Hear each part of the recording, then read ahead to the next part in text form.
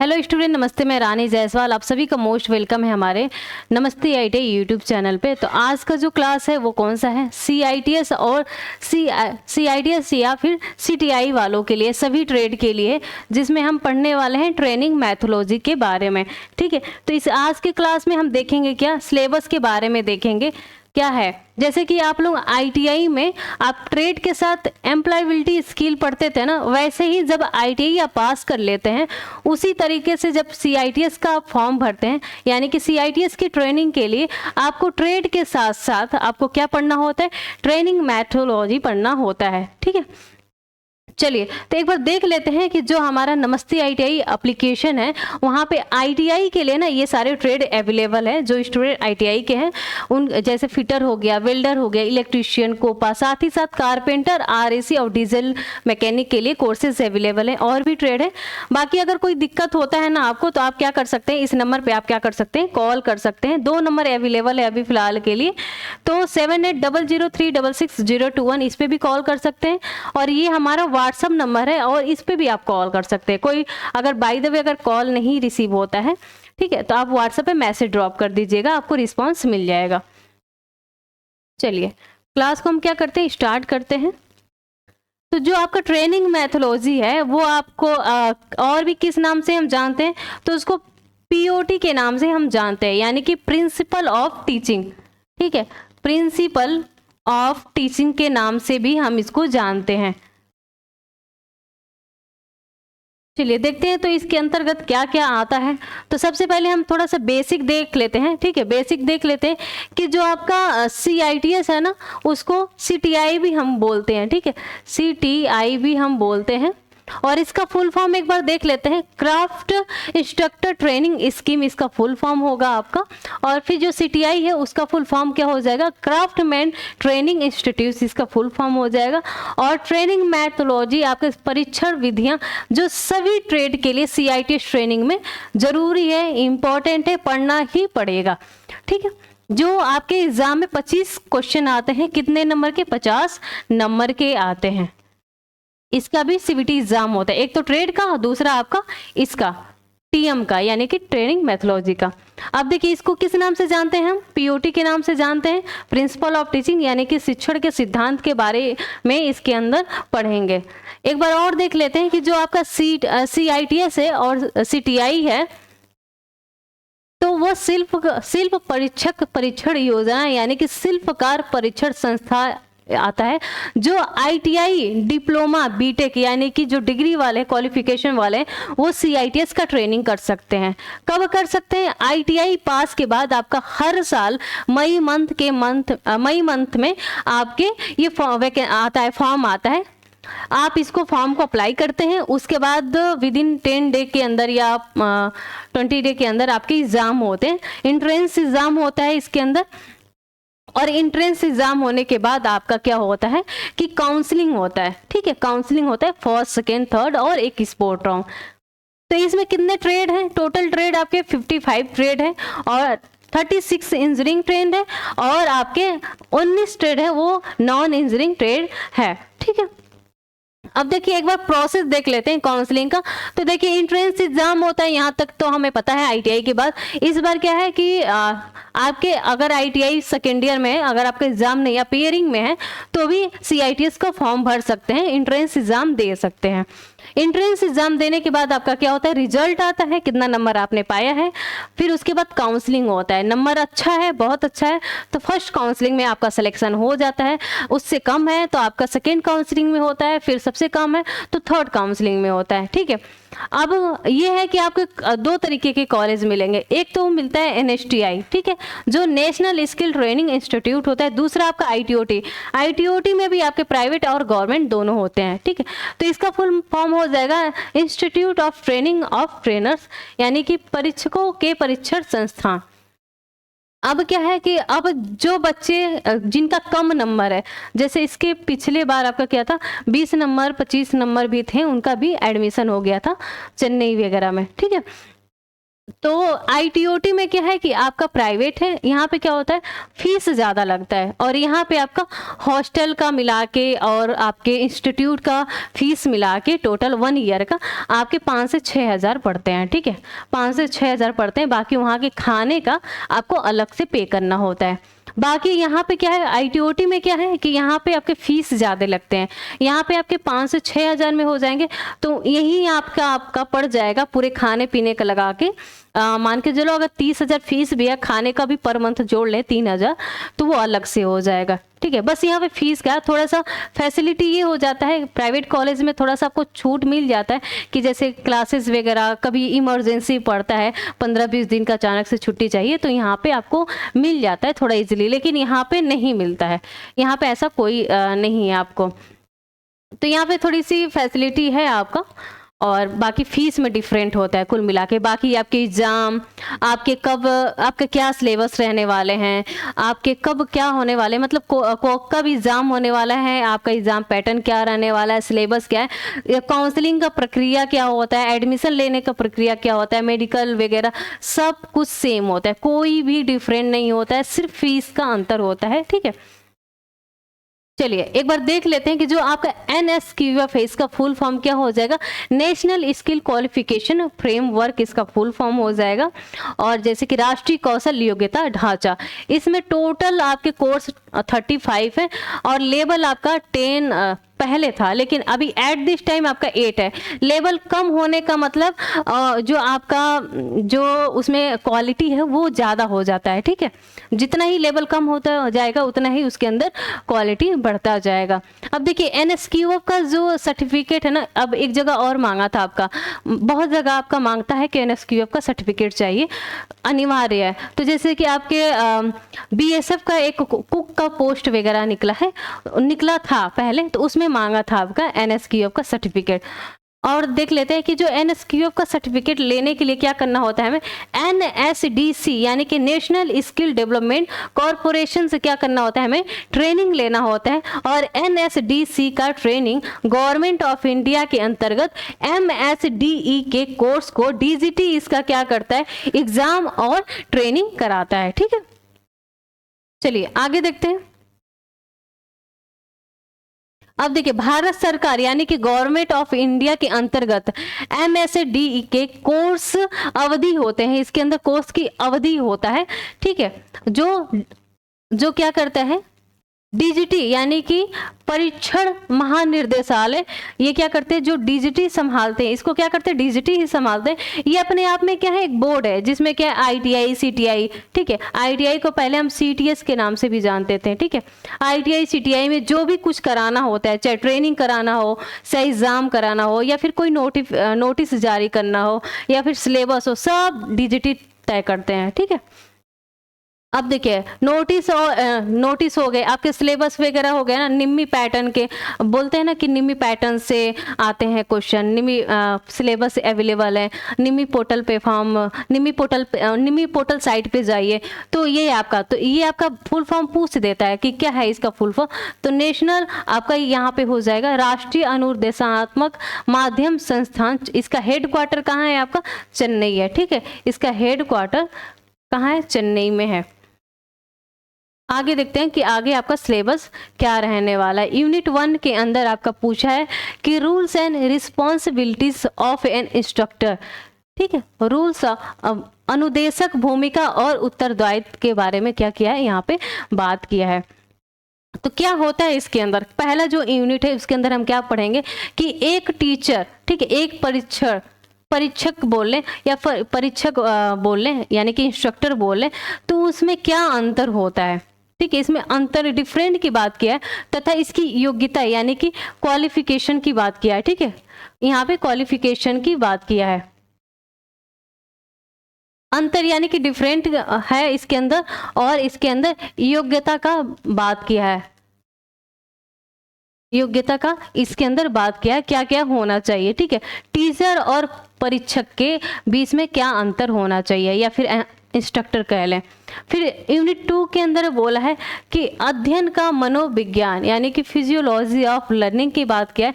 तो physiology of learning के अंदर क्या हम पढ़ेंगे, तो इसके अंदर हम पढ़ेंगे कि जैसे जॉब के रूल्स क्या होते हैं, अगर जॉब कर रहे हैं तो वहाँ पे क्या क्या रूल हो सकते हैं। समय के अंदर ही क्या करना होगा, आपको इंस्टीट्यूट पहुँचना होगा।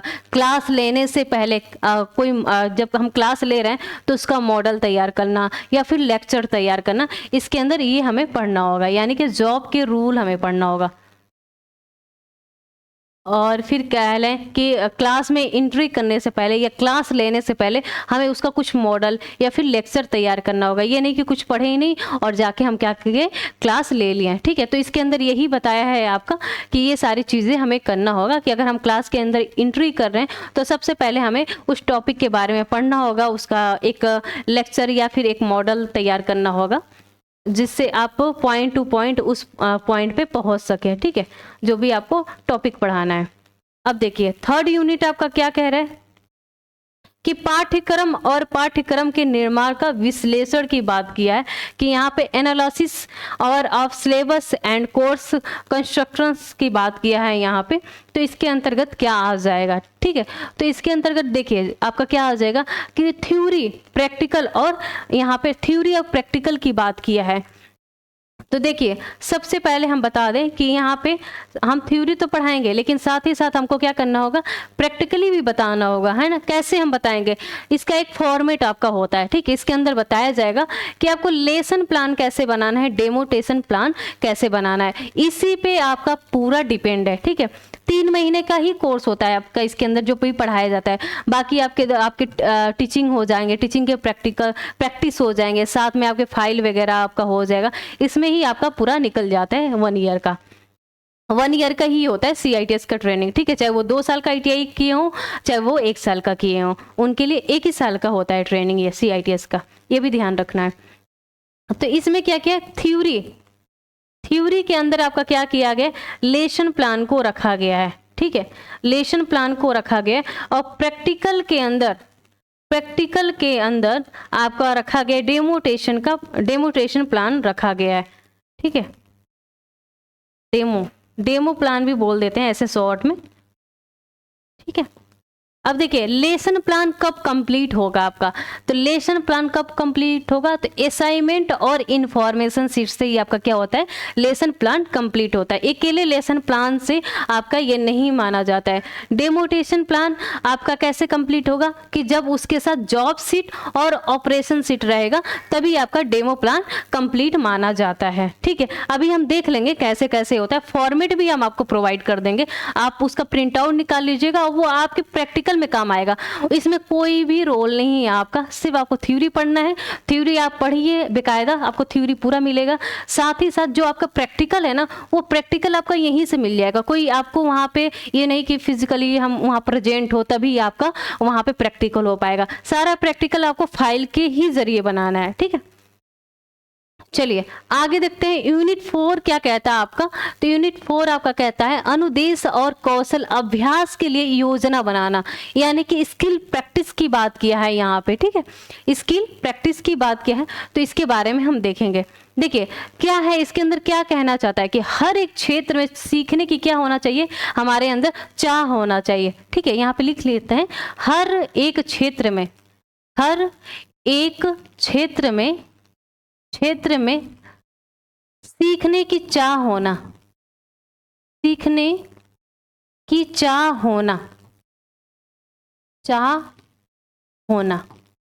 है, किस तरीके का सीखने का चाह होना चाहिए, तो देखिए सबसे पहले क्या होना चाहिए, किसी कार्य को कर दिखाना। कोई भी कार्य हमें फाइल ही बनाना है। ठीक है, तो हम इसको कंप्लीट करके ही रहेंगे। किसी कार्य को कर दिखाना, किसी कार्य को कर दिखाना। फिर इसके अंदर एक और पॉइंट रखा है कि सहने की क्षमता। अगर आप टीचर बन जाते हैं ITI CITS की ट्रेनिंग करने के बाद, और उसके बाद आपको उसके बाद भी जो ITI वाले हैं ना, उनको एक्सपीरियंस चाहिए होता है 3 साल का। 3 साल का आपको कहीं ITI में पढ़ाना होगा। अगर टीचर बनना है, ITI में TO बनना है, गवर्नमेंट, तो आपको क्या करना होगा, आईटीआई पास करना होगा, सीआईटीएस का ट्रेनिंग लेना होगा, फिर 3 साल आपको कहीं जाके आईटीआई कॉलेज में पढ़ाना होगा, यानी कि एक्सपीरियंस लेना होगा। फिर कोई गवर्नमेंट वैकेंसी निकलती है तो वहाँ पे एंट्रेंस एग्जाम होगा, फिर उस एग्जाम में पास होते हैं, फिर जाके कहीं आप टीचर बनते हैं, जो भी आपका ट्रेड होगा आईटीआई में, ठीक है। तो किसी का इसमें दूसरा पॉइंट क्या कह रहे हैं, सहने की क्षमता, ये बहुत ज़रूरी है, ये स्किल बहुत ही ज़रूरी है, सहने की क्षमता। अगर सहने की क्षमता नहीं है, कोई आपको कुछ बोल दिया, फिर तो आप वहाँ पे लड़ाई कर लेंगे ना, तो ये भी स्किल आपको बताया जाएगा इसके अंदर, ट्रेनिंग मैथोलॉजी के अंदर। फिर आपका क्या कह रहे हैं कि अच्छा व्यवहार होना भी चाहिए, ठीक है। अच्छा व्यवहार नहीं, आप बहुत पढ़ने में तेज है, बहुत पढ़ने में तेज है, और आपका व्यवहार, आपका रवैया ही अच्छा नहीं है, तो फिर वो पढ़ाई लिखाई किसी काम का नहीं होता है। यानी कि व्यवहार अच्छा होना चाहिए, व्यवहार भी यहाँ पे डिपेंड करता है। फिर काम के प्रति जिम्मेदार होना, ठीक है, काम के प्रति, अब आपको जॉब मिल गया, अब वहाँ पे डेली क्लास ही नहीं लेना जा रहे हैं, ठीक है, तो वो इफेक्ट किस पे पड़ेगा, बच्चों पे पड़ेगा ना, क्योंकि वो तो पढ़ने के लिए आए हैं। काम के प्रति जिम्मेदार होना, काम के प्रति जिम्मेदार होना, जिम्मेदार, ठीक है, ये सारी चीजें हैं। फिर आपकी यूनिट 5 के अंदर क्या क्या पढ़ना होगा कि अनुदेशात्मक प्रौद्योगिकी और अध्ययन के सुगम करना, यानी कि लर्निंग प्रोग्रामिंग के बारे में यहाँ बात किया है। तो लर्निंग प्रोग्रामिंग आपके कैसे हो सकते हैं, तो WIM के थ्रू हो सकते हैं, ठीक है, कैसे हो सकते हैं, WIM के थ्रू। अब ये आपका क्या होता है, ठीक है, तो ये आपका हो जाएगा यूनिट 5 के अंदर पढ़े, नहीं यूनिट 5 के अंदर पहले हम देख लेंगे कि इसके अंतर्गत आपको कह क्या रहा है, ठीक है। यूनिट 5 के अंदर ही आपका ये सारी चीजें थे ना, जो आपका ये टेक्नोलॉजी के फैसिलिटी के बारे में था, यहाँ पे प्लानिंग के बारे में बताया था, जो आपके लेसन प्लान वगैरह था वो। आप देखिए यूनिट 5 के अंदर हो गया। यूनिट 6 के अंदर आपका क्या था कि रिटेन, ये लिखित अनुदेशात्मक सामग्री के बारे में हो गया कि इसके अंदर कैसे हम करेंगे, तो इसके अंदर हम कैसे करेंगे, तो रिटेन इसके अंदर बात किया है, रिटेन के बारे में बात किया है, रिटेन मटेरियल्स के बारे में बात किया है, तो यहाँ पे आपका हो जाएगा रिटेन मटेरियल्स के अंदर आप देख लेते हैं क्या हो जाएगा। चलिए सबसे पहले इसके अंदर हम क्या बनाएंगे, नोट्स ऑफ लेशन, ठीक है, यानी कि लेशन के ऊपर आपका जो भी सिलेबस होगा, जो भी चैप्टर होगा, जो भी यूनिट होगा, उस पर नोट्स बनाना, ठीक है। सबसे पहले इसके अंदर क्या कह रहा है कि नोट्स की बात कर रहा है कि सिलेबस पहले देखें, सिलेबस नोट करें, नोट तो करना ही पड़ेगा, पेन और कॉपी का यूज करना पड़ेगा, या फिर अगर आप नहीं करना चाहते हैं तो यानी कि आप पीसी पे, यानी कि आप लैपटॉप पे, कहीं पे भी आप एक फॉर्मेट तो रेडी करेंगे ना कि हमें ये सिलेबस है इसके अंदर, CITS के अंदर और ट्रेनिंग मैथोलॉजी के अंदर ये आपका सिलेबस है, ठीक है। तो नोट्स बनाएंगे, पहले नोट्स बना लिया, अब उसके बाद आपको क्या करना है कि एक चैप्टर उठाना है, कोई भी एक यूनिट उठाना है, वहाँ पे क्या करना है आपको, उससे लेसन प्लान बनाना है। अब लेसन प्लान क्यों बनाना है, लेसन प्लान इसलिए बनाना है क्योंकि लेसन प्लान के अंदर आपको लिखना है कि अगर यूनिट 1 हमने उठाया है, यूनिट 1 उठाया है, तो यूनिट 1 के अंदर भी तो बहुत सारे आपके टॉपिक हो सकते हैं, बहुत सारे पॉइंट हो सकते हैं ना, तो उसको नोट करना, ठीक है, कि यूनिट 1 के अंदर हमें ये टॉपिक पढ़ाना है या फिर ये पॉइंट पढ़ाना है। ये सिर्फ एक फॉर्मेट रेडी करेंगे, ठीक है। जैसे हम घर वगैरह बनाते हैं, जैसे कि हमने सोच लिया कि हमने ज़मीन ले लिया, हमें यहाँ क्या करना है, यहाँ पे किचन, यहाँ पे लैट्रिन बाथरूम, यहाँ पे हम क्या करें कि हॉल बना लें, यहाँ पे सीढ़ियाँ निकाल लें, ठीक है। इस तरीके का अगर प्लानिंग किया है तो उसी तरह लेसन प्लान के अंदर हमें क्या करना है, प्लानिंग करना है, ठीक है, कि ये टॉपिक आपको पढ़ाना है।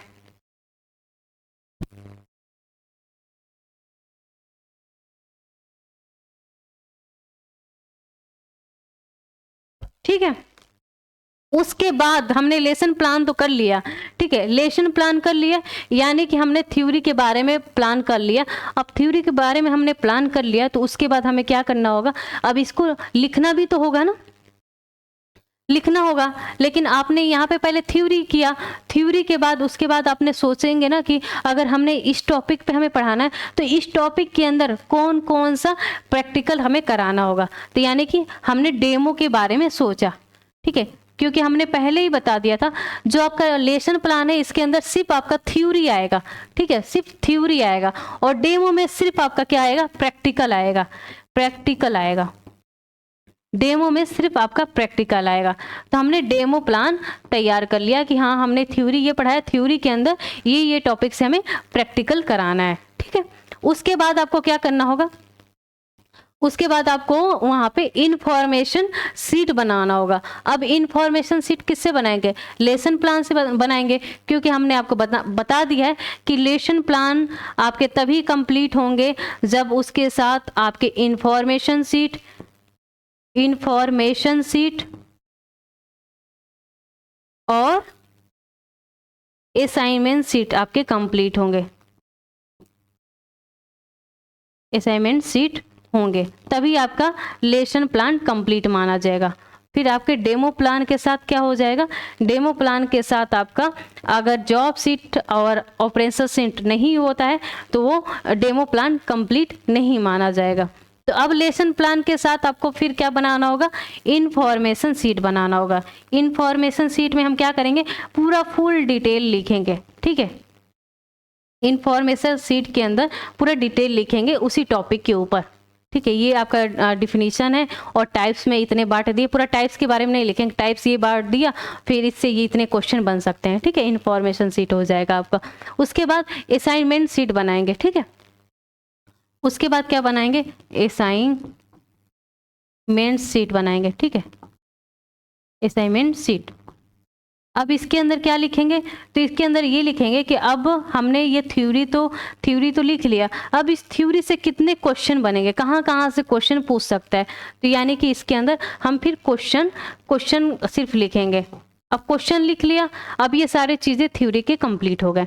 अब हमें क्या करना है, फिर डेमो आपको करना है, तो डेमो के लिए आपको क्या करना पड़ेगा, पहले जॉब बनाना होगा, ठीक है, जॉब आपको रेडी करना होगा, या जॉब रेडी करिए या फिर पहले ऑपरेशन शीट बना लीजिए, नहीं पहले आपको जॉब रेडी करना होगा कि हमने कोई भी बनाया है, या फिर आप मान के चलो कि आपने एक फाइल ही बनाया है, अगर कोई भी टॉपिक ले लो, या फिर हम किसी ट्रेड को उठा लें, जैसे कि आपका हो गया कंप्यूटर से, कंप्यूटर का कोई एक टॉपिक हमने उठा लिया, तो उस टॉपिक को लिखने के लिए हमें कहाँ कहाँ से हेल्प लेना पड़ा है, अपने टीचर से, अपने फ्रेंड्स से, अपने भाई से या सिस्टर से, या फिर इंटरनेट का हेल्प या किसी बुक का हेल्प लिया है, तो हेल्प तो लेना पड़ा है ना। तो वो चीज़ आपको क्या करना, फिर जाके आपका रेडी हुआ है फाइनली, तो जॉब आपने बना लिया, लेकिन आपने कहाँ कहाँ से हेल्प लिया है वो सारे स्टेप आपको क्या करना होगा, ऑपरेशन शीट के अंदर लिखना होगा, ठीक है।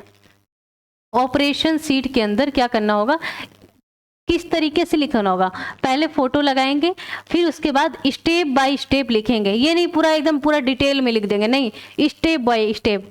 जैसे कि हम कोई बोल दिया कि मैगी, आपने मैगी बनाया, ठीक है, मैगी बनाया, सबसे पहले आपने क्या किया, मैगी होना चाहिए, ठीक है, उसके लिए मटेरियल होना चाहिए, जो भी प्याज, टमाटर, हरी मिर्च, नमक, तेल, ये सारे लगता है। अब बनाएंगे कहाँ, गैस भी होना चाहिए, चूल्हा भी होना चाहिए, माचिस भी होना चाहिए, लाइटर होना चाहिए जलाने के लिए, ठीक है, फिर हमें बर्तन की भी ज़रूरत होगा। उसी तरीके से स्टेप बाय स्टेप में लिखना होगा, step by step, step by step, ठीक है, लिखना होगा ऑपरेशन शीट के अंदर। ये कंप्लीट होने के बाद आपका एक और रह जाता है प्रैक्टिकल के अंदर, क्या, चार्ट पेपर बनाना। ये तो बहुत ज़रूरी है, चार्ट पेपर बनाना, क्योंकि एक अच्छा टीचिंग तभी होता है आपका जब आप क्या करिए, पढ़ाते टाइम एक आपके पास पेज होना चाहिए। अभी तो फिलहाल आपके पास एक पेज होना चाहिए, वो क्या होता है, जब आप पढ़ा रहे हैं ना, उस पेज पे क्या लिखना होना चाहिए, पॉइंट टू पॉइंट, ये टॉपिक है, इस टॉपिक में हमें क्या क्या पॉइंट पढ़ाना है, या फिर इस चैप्टर है, उस चैप्टर के अंदर क्या क्या टॉपिक पढ़ाना है, एक पेज आपके पास फॉर्मेट होना चाहिए। बहुत बड़े बड़े टीचर भी क्या करते हैं, ये चीज़ यूज करते हैं, ठीक है, ये आपको बताया जाएगा। तो एक पेज तो रेडी होना चाहिए, वो आपके सामने होगा, यानी कि आपके जहाँ पे भी आप पढ़ाने जा रहे हैं वहाँ पे एक रखा होना चाहिए। इससे क्या होता है कि आगे का जो लाइंस होता है ना वो याद होता है। फिर दूसरा आपके पास क्या होना चाहिए, कोई फॉर्मेट रेडी होना चाहिए। आजकल तो आपके पास, हम लोग के पास डिजिटल बोर्ड आ गए। पहले क्या होता था कि चौक होता था, ब्लैक बोर्ड होता था, ग्रीन बोर्ड होता था, ठीक है। तो वहाँ पे डेट वगैरह डाल के टॉपिक डाल देते थे कि हाँ इस टॉपिक पे पढ़ाना है। लेकिन अब तो यहाँ पे आ गए तो पीपीटी के हेल्प से भी हम काम आसान हो गया है, इसलिए समय भी बच जा रहा है। और कुछ बच्चों को इंग्लिश में चाहिए, कुछ बच्चों को हिंदी में चाहिए, तो वो भी हो जा रहा है, यहाँ पे दोनों लोग समझ जा रहे हैं, ठीक है। तो चार्ट इसलिए होना चाहिए कि अगर कोई ऐसा टॉपिक है जो हम उनको दिखा के एक्सप्लेन कर सकें, ठीक है, जैसे टाइप्स वगैरह है तो उसको बता सकें, तो चार्ट पेपर होना चाहिए एक अच्छा टीचिंग के लिए। ये उसके अंदर बताया गया आपके चैप्टर के अंदर। तो चार्ट पेपर भी आपके कितने टाइप्स के होते हैं? 2 टाइप्स के होते हैं, ठीक है, सॉरी 2 टाइप्स के होते हैं, 2 टाइप्स के नहीं होते, बहुत टाइप्स के होते हैं, ठीक है। जैसे डायग्राम चार्ट हो गया, और आपके ट्री चार्ट हो गया, बार चार्ट हो गया, लाइन चार्ट हो गया, ये सारे आपके चार्ट के प्रकार हैं, ठीक है। तो जैसा जैसा आपका रहेगा मैं वैसे सारे चार्ट के आपको नाम बता दूंगी, कितने टाइप्स के होते हैं चार्ट, और कौन सा चार्ट पेपर कहाँ हम यूज़ करते हैं, या फिर किस टॉपिक, अगर कोई टाइप से बांटा हुआ है तो वहाँ पे ट्री चार्ट यूज़ करेंगे। और कहीं डायग्राम वगैरह है, जैसे कि हमें कोई माउस का बनाना है, ठीक है, माउस के बारे में बनाना है, तो माउस को बनाना है तो ये हमारा डायग्राम चार्ट हो गया, क्योंकि हम माउस बना रहे हैं, उसको एक्सप्लेन कर रहे हैं, ठीक है। तो ये चार्ट के प्रकार भी हम आपको बता देंगे कौन कौन सा होता है और कहाँ यूज़ करना होगा, यानी कि किस टॉपिक में। तो ये सारी चीज़ें आपके रहे हैं, बाकी आपका देख लेते हैं, ठीक है। तो यहाँ पे हमने पढ़ा है, मटेरियल्स के बारे में हमने पढ़ा है, ठीक है। अब आगे हम देखेंगे, तो आगे आपका क्या कह रहे हैं कि नेक्स्ट आपका जो यूनिट है वो क्या है आपका,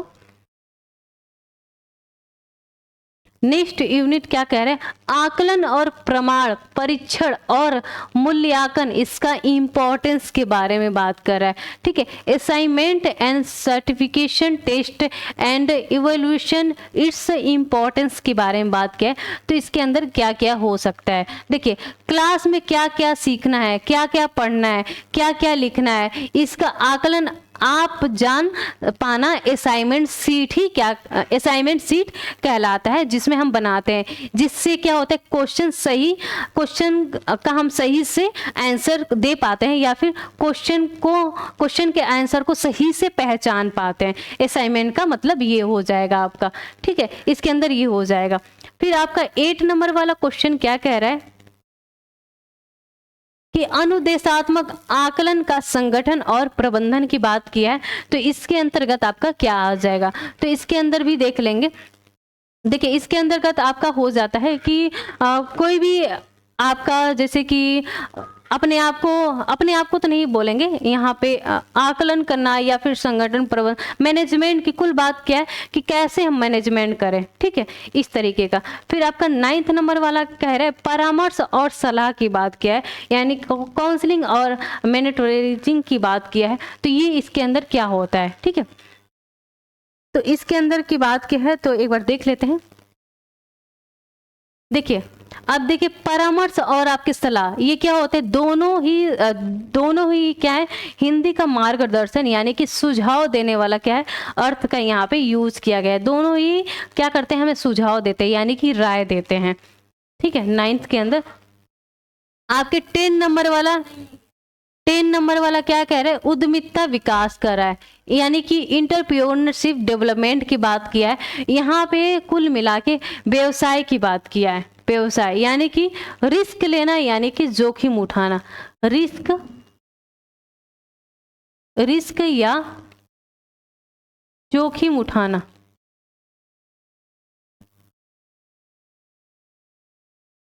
अब रिस्क या जोखिम उठाने का मतलब क्या हो जाएगा, जरूरी नहीं है कि आईटीआई के बाद और सीआईटीएस ट्रेनिंग के बाद सब गवर्नमेंट जॉब ही कर लें।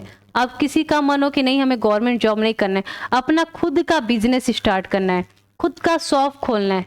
अब शॉप कैसे खोल लेंगे, देखिए आपके पास एक तो क्वालिफिकेशन के साथ साथ, सर्टिफिकेट के साथ साथ, इस NSQF सर्टिफिकेट के साथ साथ आपका क्या है कि आपके पास स्किल भी आ गया है, आपके अंदर स्किल आ गया है, बहुत सारी चीज़ों का बात करने का तरीका आ गया है, ठीक है, लोगों से कैसे बात करना है। तो अब चाह रहे हैं कि कोई बच्चा है जो इलेक्ट्रीशियन से है, कोई बच्चा है जो कंप्यूटर से है, यानी कि CS से। अब देखिए एक चीज़ और मैं बताना चाहूँगी, याद आ गया तो देखिए जो कोपा वाले बच्चे हैं ना, जो जिनका कंप्यूटर ऑपरेटर प्रोग्रामिंग असिस्टेंट है, जो ITI में ट्रेड है, अब जब वो CITS करेंगे ना, CITS करेंगे तो उनका जो वहाँ पे क्या बोलेंगे, CSA बोलेंगे, ठीक है, कंप्यूटर सॉफ्टवेयर एप्लीकेशन के बारे में, ठीक है। वैसे ही आपके और भी जो ट्रेड है उसके भी नाम अलग है, कॉस्मेटोलॉजी है तो उसको भी कुछ अलग बोलते हैं। तो इस तरीके का। तो अब मान लीजिए कि कोई बच्चा इलेक्ट्रिशियन से, वो चाहता है कि हम खुद का अपना बिजनेस करें, ठीक है, तो वो अपना क्या करता है, अब उसके मन में बहुत सारे क्वेश्चन आएंगे। किस तरीके का क्वेश्चन आ सकता है कि हम शॉप तो खोल लेंगे, अपना व्यवसाय तो शुरू कर लेंगे, पैसा कैसे हम स्टार्ट करेंगे, कितना पैसा चाहिए, कहाँ पे हम शुरू करेंगे, कोई ज़मीन वगैरह होना चाहिए, कोई मकान होना चाहिए, ठीक है, जहाँ पे वो अपना कारोबार स्टार्ट कर सके, ठीक है। अगर हमने खोल लिया, ठीक है, पैसे का भी इंतजाम हो गया, हर एक चीज़ का होगा, पता नहीं वो चलेगा या फिर नहीं चलेगा, ये भी उसके माइंड में आ जाता है। तो फिर यही हो जाता है कुल मिला के कि एक बार रिस्क या फिर जोखिम उठाना। अब देखिए आपका आगे का यूनिट क्या कह रहा है, आगे का आपका यूनिट क्या कह रहा है कि 11 नंबर वाला ICT and internet distant learning program के बारे में बात किया है, ठीक है, कि ICT और इंटरनेट दूरस्थ शिक्षा कार्यक्रम। तो ICT क्या हो जाएगा, इंफॉर्मेशन एंड कम्युनिकेशन हो जाएगा, इसका इंफॉर्मेशन एंड कम्युनिकेशन, ठीक है।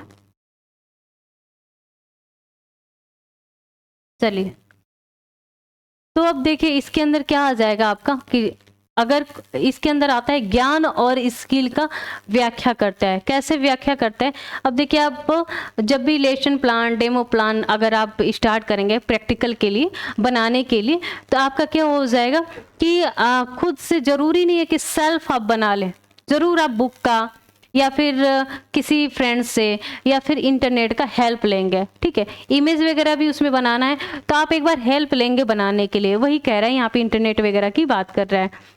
फिर आपका 12 नंबर वाला यूनिट क्या कह रहे हैं, NSQF और QPU की व्याख्या, यानी कि इंटरप्रेट और NCQF एंड QPU के बारे में बात किया है। तो ये 12 नंबर वाला बात किया है। तो यहाँ पे क्या हो जाएगा, इसका फुल फॉर्म क्या हो जाएगा, NSQF का, तो नेशनल स्किल क्वालिफिकेशन फ्रेमवर्क इसका फुल फॉर्म हो जाएगा, जिसमें आपका क्या होगा कि आपके नॉलेज और कौशल की क्या करता है, यहाँ पे सब कुछ सेट होता है, ठीक है। स्किल और ज्ञान का क्या होता है, यहाँ पे एक सेट होता है, ठीक है। यहाँ पे क्या होता है, आपके ज्ञान और कौशल का ये एक सेट है,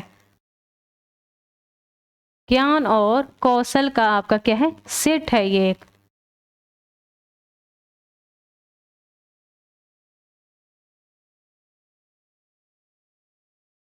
ठीक है। आगे देखेंगे, आगे भी आपका है यूनिट। तो अब 13 नंबर वाले यूनिट पे आ जाएंगे। यहाँ पे बात किया है कि प्रिंसिपल्स ऑफ एडल्ट लर्निंग की बात किया है, यानी कि वयस्क अध्ययन के सिद्धांत के बारे में यहाँ पे बात किया है कि वयस्क कैसे सीखते हैं, ठीक है, कैसे सीखते हैं। और यूनिट 14 के अंदर बात कर रहा है आपका कि निरंतर व्यावसायिक विकास हेतु तैयारी, ठीक है, prepare for continuing professional development की बात यहाँ पे किया है। तो यूनिट 14 के अंदर हम क्या सीखेंगे, तो यहाँ पे देखिए जो आपका CPD का मतलब हो जाएगा कंटिन्यू प्रोफेशनल डेवलपमेंट हो जाएगा इसका फुल फॉर्म, ठीक है। CPD कंटिन्यू प्रोफेशनल डेवलपमेंट इसका फुल फॉर्म हो जाएगा। इसमें क्या है, ज्ञान और स्किल का क्या है, ज्ञान और स्किल को लगातार निरंतर रूप से सीखना। स्किल है, आप जितना सीखेंगे उतना ही क्या है आपके पास नॉलेज होगा, ठीक है। और एक्सपीरियंस जो बनेगा वो तो अलग से बनेगा। तो इसके अंदर यही बात किया है। एक बार हम देख लेते हैं कि जिस हम लेसन प्लान की बात कर रहे थे उसका फॉर्मेट कैसा होगा। देखिए सबसे पहले आपका क्या होगा, यहाँ पे जो भी आपका NSTI कॉलेज होगा, जो भी ITOT कॉलेज होगा, सबसे पहले यहाँ पे आपका नेम होगा, ठीक है। पूरा वहाँ पे जगह और उस इंस्टीट्यूट का नाम होगा। कॉलेज नहीं बोलेंगे, स्कूल नहीं बोलेंगे, ठीक है, आप बोलेंगे क्या, इंस्टीट्यूट बोलेंगे। उसके बाद आपका क्या होगा, लेसन प्लान बना रहे हैं तो लेसन प्लान आपका यहाँ पे होना चाहिए, तभी तो हम पहचान पाएंगे ना कि हमारा लेसन प्लान है। फिर जो भी बनाएगा उनका नेम होगा, ट्रेड होगा। अब मैंने एक फॉर्मेट लिया है, जैसे कि आपके कोपा नहीं यहाँ बोलेंगे, कोपा यहाँ पे CSA बोलेंगे, ठीक है, जो कंप्यूटर वाले हैं। उसके बाद आपका यहाँ पे admin number, unit number, lesson number 1 है तो 1, ठीक है। 5-5 का सेट बनता है, 5 लेसन है तो 5 आपका डेमो बनेगा। फिर 5 assignment, 5 information seat, 5 job seat, 5 operation seat, ठीक है।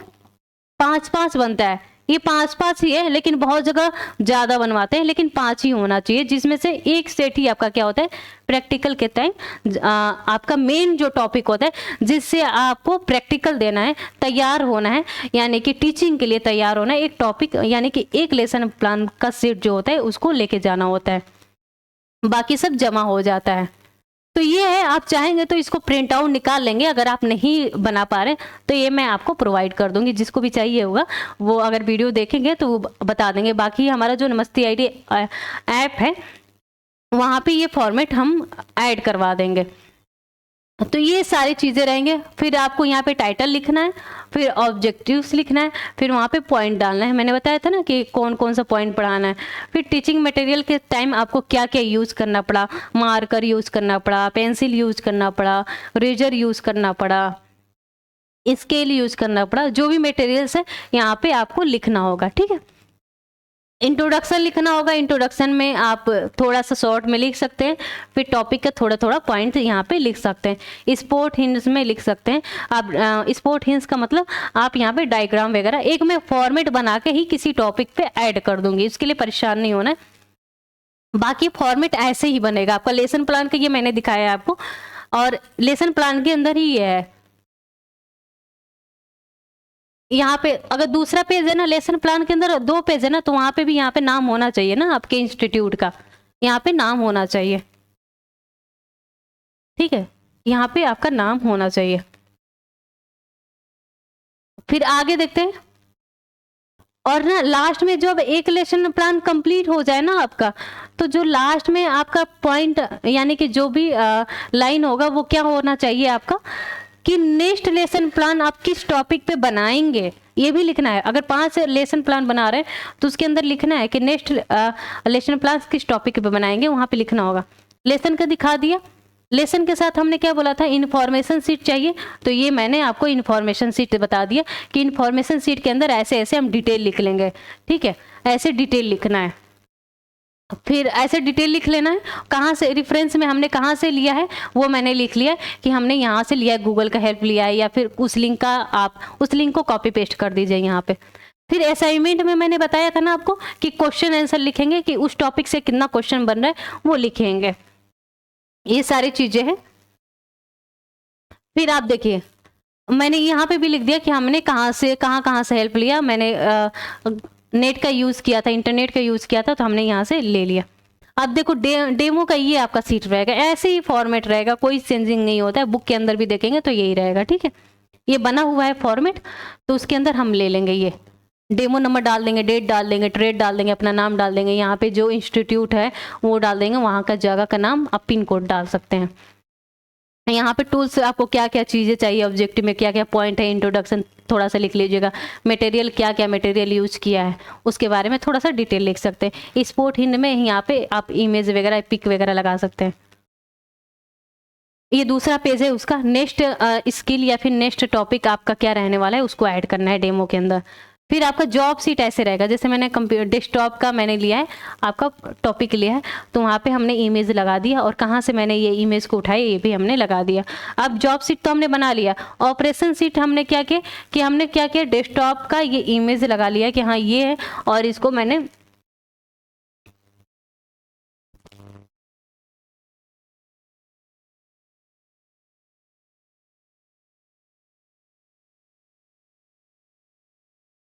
ठीक है। तो ये आपका ऑपरेशन सीट हो जाएगा, जिसमें नेम और टॉपिक नेम, टाइटल, ट्रेड और रोल नंबर होगा। ठीक है, मैंने यहाँ पे स्टेप बाय स्टेप लिखा है और फिर ये आपको इमेज लगा देना है।